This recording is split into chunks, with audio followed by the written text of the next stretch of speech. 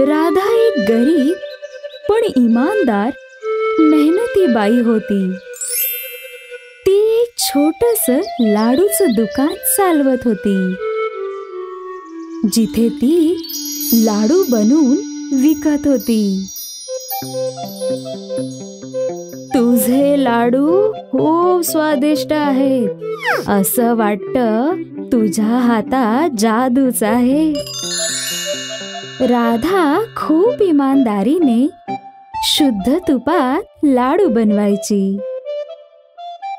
तिच्या लाडूंची वाढती विक्री पाहून तिचे शेजारी जिग्नेश मिठाईवाल्याला खूप जळण होत होती. आओ या ताई, कुठली मिठाई घेणार? नाही नाही, आम्हाला तर राधाचे लाडूच पाहिजे. लोक आता जिग्नेश कडून मिठाई विकत घेण्याऐवजी राधाकडून लाडू विकत घ्यायचे. अहंकारामुळे जिग्नेश राधाच्या लाडूंची खूप मस्करी उडवायचा. तुझे लाडू किती अगोड आणि दगडासारखे अगदी कठीण आहेत. यांना विकताना एक हातोडा सुद्धा सोबत देत जा तोडण्यासाठी. जिग्नेशच्या बोलण्यामुळे राधाला खूप वाईट वाटायचं. तरी पण ती पूर्ण मेहनत आणि इमानदारीने स्वादिष्ट लाडू बनायची आणि विकायची. हळूहळू राधाच्या लाडूंचं दुकान खूप प्रसिद्ध झालं. दुसऱ्या गावातून पण लोक तिचे लाडू विकत घ्यायला येऊ लागले. एक दिवस एका मोठ्या साहेबांनी त्याच्या मुलाच्या लग्नासाठी राधाला 5,000 लाडू बनवायची ऑर्डर दिली. उद्या सकाळी माझ्या घरी 5,000 लाडू पोहोचते कर, एकदम स्वादिष्ट, नेहमी सारखेच. लाडू तुमच्या घरी पोहोचतील. एवढी मोठी ऑर्डर मिळताच राधाने लाडू बनवायला सुरुवात केली. एका मागे एक ती लाडू बनवत जात होती.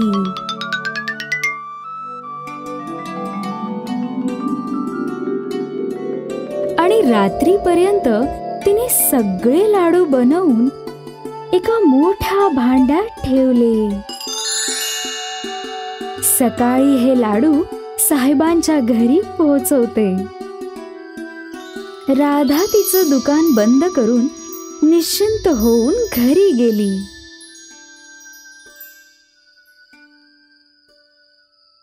पण तिच्या शेजारचे दुकानदार जिग्नेशच्या डोक्यात काहीतरी वेगळंच चालू होतं. त्याला वाटत होतं की राधाचे लाडू साहेबांच्या घरी पोहोचणार नाहीत आणि साहेब राधावर रागवतील. राधाची बदनामी झाली तर तिचं लाडूचं दुकान बंद पडेल. जिग्नेश त्याच्या दुकानात गेला आणि एक मोठासा पिंजरा घेऊन आला, ज्याच्यात 3-4 मोठे उंदर होती. त्याने लपून राधाच्या दुकानात उंदर सोडली. हे मोठे मोठे खादाड उंदीर सकाळपर्यंत सगळे लाडू सफाचट करून टाकतील. दुसऱ्या सकाळी राधाने जसं आपलं दुकान उघडलं, उंदरांना बघून ती चकित झाली. हा, ही उंदरं माझ्या दुकानात कशी आली? हे देवा, यांनी तर सगळे लाडू खाऊन टाकले. आता मी साहेबांना काय देऊ?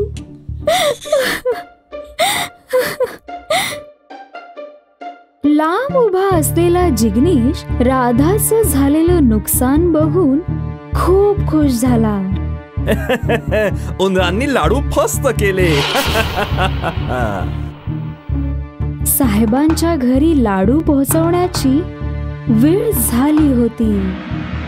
पण राधाचे सगळे लाडू तर उंदरांनी खाऊन टाकले होते. राधा खूप रडत होती.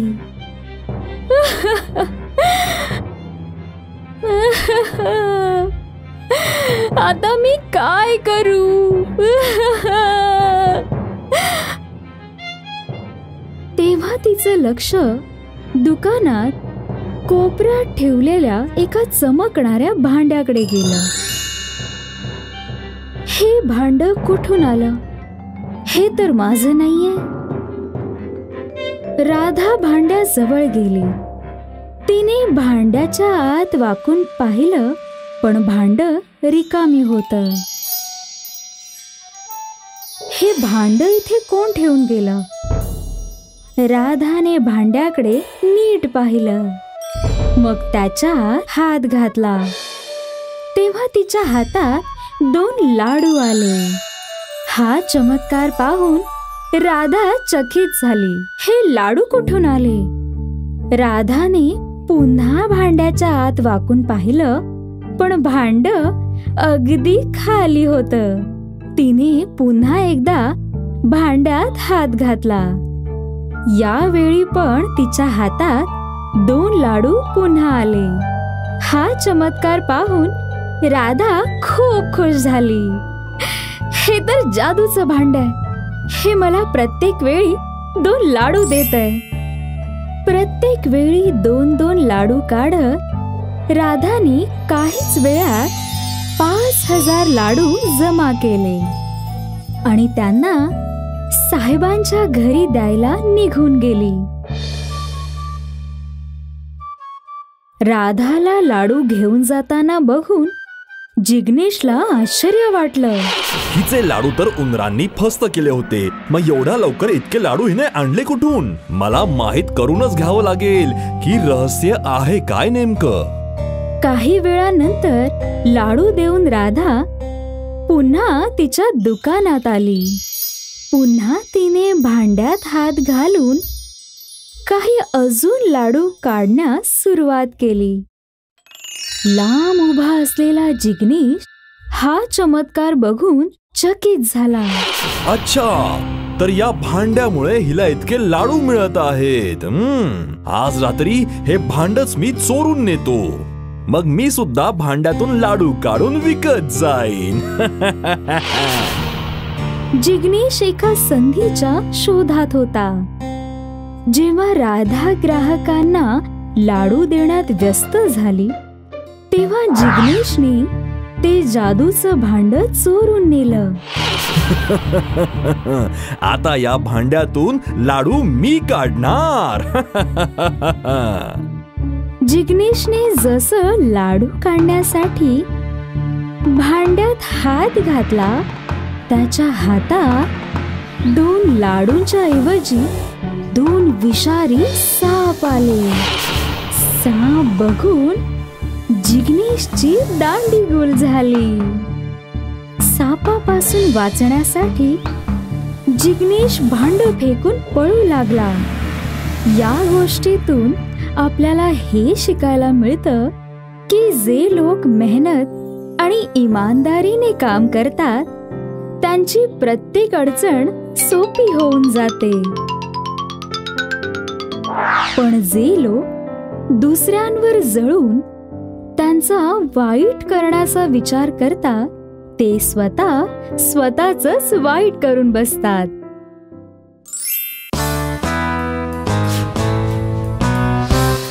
एका गावामध्ये भोला नावाचा एक मुलगा एका दुकानात काम करायचा. दुकानदार खूपच लालची होता. त्याला प्रत्येक क्षणी स्वतःच्या फायद्याचाच विचार असायचा. अरे रे रे रे रे, हे काय करतोयस? दिसत नाही का तुला? वजनापेक्षा जास्त साखर टाकतोयस. काढ बाहेर, काढ ती जास्तीची साखर. अरे काय लालाजी, थोडीशी तर जास्त आहे ना. थोडीशी असली तरी नुकसान माझंच आहे ना. अरे मूर्ख भोला, इथून पुढे नीट मोजत जा, नाहीतर इथून निघून जा. भोला खूपच इमानी होता, पण त्या दुकानदाराच्या पुढे त्याचं एक नाही चालायचं. ग्राहकांचे पडलेले चेहरे पाहून भोलाला खूप वाईट वाटायचं, पण तो करू तरी काय शकत होता. त्या वाण्याची आणि ग्राहकांची बऱ्याचदा भांडणं व्हायची. लालाजी, या तांदळाचा भाव तर खूपच जास्त आहे. जास्त? यापेक्षा स्वस्त करण्यापेक्षा तर मी हे तांदूळ मोफत वाटले असते. अहो लालाजी, हेच तांदूळ शेजारच्या गावात 10 रुपयात 1 किलो मिळतायत आणि इथे 12 रुपये किलोने. मग जाऊन शेजारच्या गावाहूनच आण ना. एक तर मी सगळ्या वस्तू इथे या दुकानात ठेवतो फक्त तुम्हा लोकांसाठी, आणि वरतून तुम्हा लोकांची किटकिट सुद्धा सहन करू. सामान घ्यायचं तर घ्या, नाहीतर पुढे निघा. काय हवंय तुला? चॉकलेट. कोणतं चॉकलेट? ते निळावाला चॉकलेट. चल 1 रुपया काढ. 1 रुपया? माझ्याकडे तर 1 रुपया नाहीये. पैसे नाहीये तर मग चॉकलेट घेण्यासाठी इथे का आलास? काका, मला ते चॉकलेट द्या ना. चॉकलेट वॉकलेट काहीही मिळणार नाही. जा तू इथून आता. माहित नाही कुठून कुठून हे असले लोक येतात सकाळी सकाळी भीक मागायला. त्या मुलाचा पडलेला चेहरा पाहून भोलाला खूपच वाईट वाटलं. सेठजी, त्या मुलाला तुम्ही चॉकलेट देऊन टाका. त्याचे पैसे तुम्ही माझ्या आजच्या पगारातनं कापून घ्या. अरे तू मूर्ख झालायस का भोला? का त्या मुलाला फुकटामध्ये चॉकलेट खाऊ घालतोयस? सेठजी, तुम्हाला याचे पैसे मिळालेत ना? मग मी आलो आत्ताच. अरे अरे अरे ऐक तर.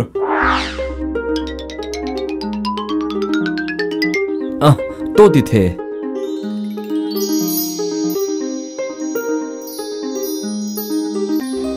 हे घे तुझं चॉकलेट. देव, अरे देव, प्रणाम प्रणाम देव. भोला, तू खूप चांगला आहेस. तू एका लहान मुलाच्या इच्छेला महत्व दिलंयस. तू स्वतःच्या पगारातून त्याच्यासाठी चॉकलेट विकत घेतलंस. तुझं मन साफ आहे. तू तुझ्या नावाप्रमाणे अगदी भोळा आहेस. मी तुझ्यावर प्रसन्न आहे. सांग, तुला काय हवं आहे? धन्यवाद देव, पण मी काय मागू? माझ्या खुशीसाठी तुम्ही दिलेलं माझ्याकडे सगळं काही आहे. वा, तू लोभी सुद्धा नाहीयेस. आता तर तुला आशीर्वाद दिल्याशिवाय मी इथून जाणार नाही. देवा, जर तुमची हीच इच्छा आहे तर तुम्हाला जे योग्य वाटेल तसा आशीर्वाद द्या. मी स्वीकार करीन. मग हे घे भोला. हे काय आहे देवा? हे जादुई जातं आहे. याला तू जे काही मागशील त्या खाण्याच्या वस्तू तुला मिळत जातील, आणि जेव्हा तुला ती वस्तू पुरेशी होईल तेव्हा याला थांबवावं लागेल. आणखी एक महत्वाची गोष्ट, हे जादुई जातं फक्त तुझंच म्हणणं ऐकेल, अजून कोणाचंही नाही. जर कोणी दुसऱ्यानी याला काही मागितलं तर याचा परिणाम ठीक राहणार नाही. धन्यवाद देवा.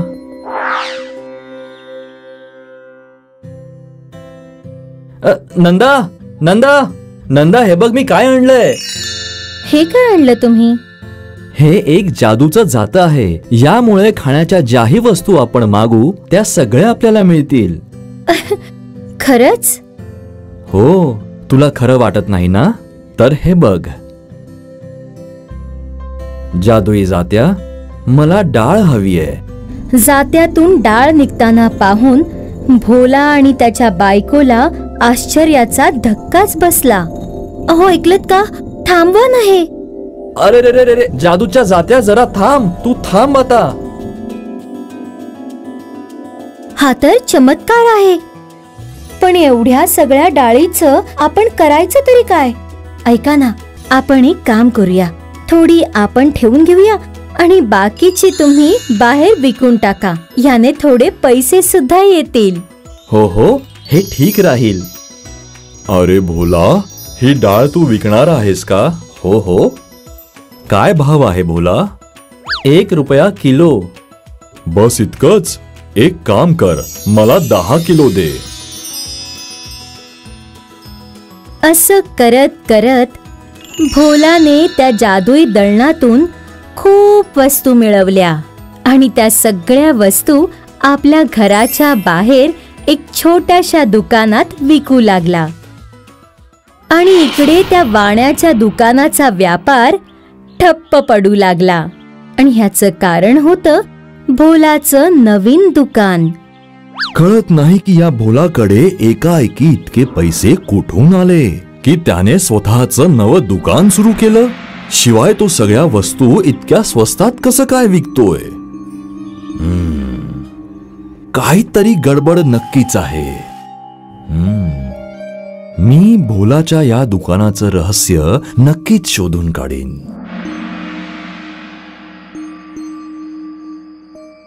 अरे हा तर चमत्कार आहे. हे तर खरोखरच जादूचं जातं आहे. आता मला काहीतरी करावं लागेल. आखिरकार मी एवढी महत्वाची गोष्ट भोलाकडे कशी काय सोडू शकतो. रात्रीच्या अंधारात त्या वाण्याने ते जादुई जातं चोरलं. आता हे जादूचं जातं माझं झालं. आता मी आणखी श्रीमंत होणार. पण याचा उपयोग मी करू कसा. भोला तर याला फक्त आदेश देतो. जादुई जात्या मला तांदूळ दे.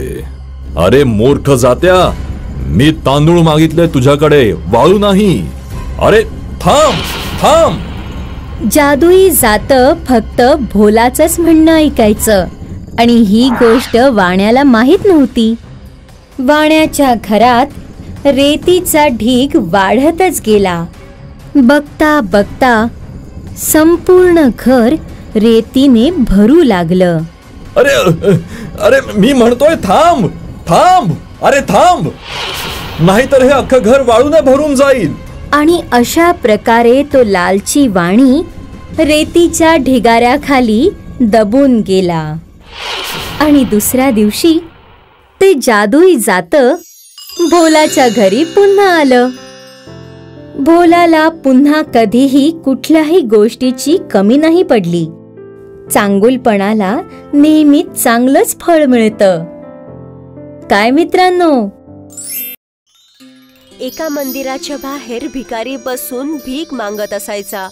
त्याला खूप भूक लागली होती आणि खूप वेळापासून तिथेच बसला होता, पण त्याला कोणीही भीक नव्हती दिली. देवाच्या नावावर काहीतरी द्या. 2 दिवसापासून काहीच नाही खाल्लंय. देवाच्या नावाने काहीतरी द्या द्या. तेवढ्यात तिथे एका मोठ्या गाडीमधून उतरून 2 लोक येतात. ते दोघही मित्र असतात. त्यांची नावं आलोक आणि अक्षत असतात. आलोक एक मोठ्या कंपनीचा मालिक असतो आणि अक्षत त्याच्या कंपनीचा पार्टनर असतो. आलोक, तू या वेळेला मला मंदिरात का घेऊन आलाय? काही वेळेनंतर आपली मीटिंग आहे. माझं मन करत होतं की देवाचं दर्शन करून नंतर निघूया. आलोक आणि अक्षत पायऱ्या चढू लागतात. तो भिकारी येऊन अक्षतचा पाय पकडतो. अक्षत खूप घाबरतो आणि तिथून पळू लागतो. आलोक हे सगळं बघतच असतो. साहेब, काहीतरी खायला द्या. काही तर द्या साहेब, मला खूप भूक लागली आहे. 2 दिवस झाले मी काहीच नाही खाल्लंय साहेब, देऊन द्या. अरे हे काय करतोय? सोड माझा पाय. पूर्ण कपडे खराब करतोय. जा इथून, जा दुसऱ्या कोणाला भीक माग. अरे थांब थांब, तो म्हणतोय तर काहीतरी दे त्याला. अरे आलोक, तुला नाही माहितीये, या लोकांचे हात पाय सगळे ठीक आहेत, तरी पण या लोकांना फ्रीचं खायचं आदत झाली आहे. हे सगळं धंदा बनवलाय. तू थांब, मी बघतो. आलोक जाऊन भिकारीला बसवतो आणि त्याला खायला काहीतरी देतो. एवढी भूक लागली असती की तो सगळं जेवण खाऊन टाकतो. आणि आलोक त्याला विचारतो, काय भाऊ, तुला अशा लोकांना भीक मागून चांगलं वाटतं का? तुझे पाय वगैरे तर सगळे ठीक आहेत. तू तर कुठलं पण काम करून आपलं पोट भरू शकतो. हो साहेब, आधी माझं समोसे विकायची दुकान होती, त्यामुळे माझं जीवन चालायचं. माझी बायको पण माझ्यासोबत होती, पण वेळ अशी बदलली की तिला एक गंभीर बिमारी झाली आणि सगळा पैसा आणि दुकान तिच्या इलाजामध्ये निघून गेला. पण ती वाचली नाही. आता तिच्या आठवणीमध्ये पागलासारखा फिरत राहतो. माझ्याकडे पैसे सुद्धा नाहीये की एखादा नवीन धंदा सुरू करू.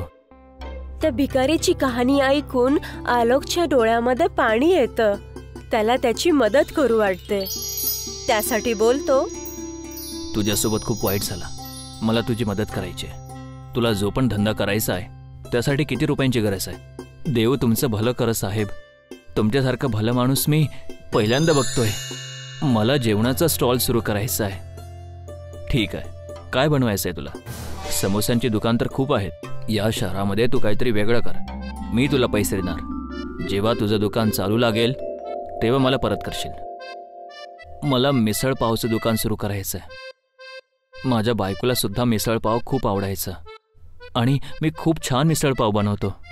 ठीक आहे, तर चल माझ्यासोबत. आलोक आणि अक्षत त्या भिकारीला त्यांच्या सोबत घेऊन येतात आणि त्याच्यासाठी एक गाडा आणि सगळं सामान खरेदी करतात. त्याच्यावर तो दमदार मटका मिसळपाव या नावाने मिसळपाव विकायला सुरुवात करतो. तो त्याचा गाडा आलोक आणि अक्षता यांच्या ऑफिसच्या खालीच लावतो. या या या खा, या आणि खा महाराष्ट्राचा स्पेशल मटका मिसळपाव. एकदा खान तर पुन्हा पुन्हा याल. या या. मटका मिसळपाव तिथल्या लोकांसाठी एक नवीन डिश होती. त्यासाठी त्या भिकारीच्या गाड्यावरती खूप चांगली गर्दी जमत होती. खूप सगळे माणसं येतात आणि तिथली ती मिसळपाव खूप चवीने खातात. आलोक आणि अक्षत यांच्या कंपनीच्या सगळ्या लोकांचा हे रोजचं रुटीन बनलं जातं आणि सगळ्यांच्या मध्ये मटका मिसळपाव ह्या नावाची चर्चा होऊन जाते. भाऊ, खाली जो ठेला लागलाय तिथला मिसळपाव खाल्ले तू? मी तर आजपर्यंत असं काहीच नाही खाल्लंय.